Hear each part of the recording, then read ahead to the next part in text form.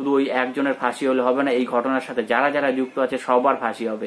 Hello বন্ধুরা, welcome to mighty Dipankar YouTube channel. তো আজকে হলো রাখি বন্ধন উৎসব। তো কালকে থেকে শুরু হয়েছে। দেখো এই যে সবাই বলে নিম্নচাপ নিম্নচাপ নিম্নচাপ, আমার কিন্তু মনে হচ্ছে না এটা নিম্নচাপ, আমার মনে হচ্ছে এটা হলো বঙ্গ মায়ের কান্না।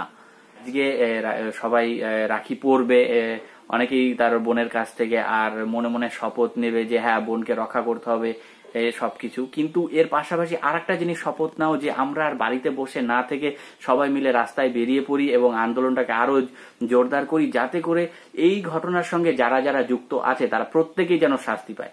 এবার আমি কেন বললাম যারা যারা যুক্ত আছে, দেখো প্রথমে যখন ঘটনাটা ঘটেছিল মিডিয়া সবার সামনে আসলো, তখন জানা গেল কি সঞ্জয় নামে একজন সিভিক ভলেন্টিয়ার সে এই পুরো ঘটনার জন্য দায়ী।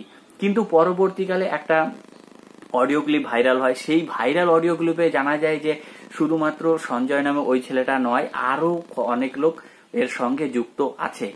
এইবার প্রখর কে প্রবচন নামে এক ইউটিউব চ্যানেল আছে, সাধারণত একটা হিন্দি চ্যানেল। ওই চ্যানেলে দুজন ডক্টর আছে, তারা কর্মরত, তারা একটা ইন্টারভিউ দিয়েছে। সেই ইন্টারভিউ দেখলে তোমরা পুরো বিস্তারিত জানতে পারবে যে কি ঘটেছিল। আমি ওই ভিডিওর লিংক ডিসক্রিপশনে দিয়ে দেবো, তোমরা চাইলে একবার দেখে নিতে পারো। তো আমার কথা হলো এইটাই যে আর ঘরে বসে থেকো না, এখনো সময় আছে, গর্জে ওঠো। দেখো আমরা তো সাধারণ মানুষ, আমরা যদি গর্জে না উঠি তাহলে কি করে হবে? এখন আজকালকার দিনে ডাক্তাররা তারাই যদি সেফ না থাকে, তাহলে আমাদের যখন শরীর খারাপ হবে বা কিছু হবে আমরা কার কাছে যাব? তোমরাই বলো, কার কাছে যাব? শুধু ওই একজনের ফাঁসি হলে হবে না, এই ঘটনার সাথে যারা যারা যুক্ত আছে সবার ফাঁসি হবে।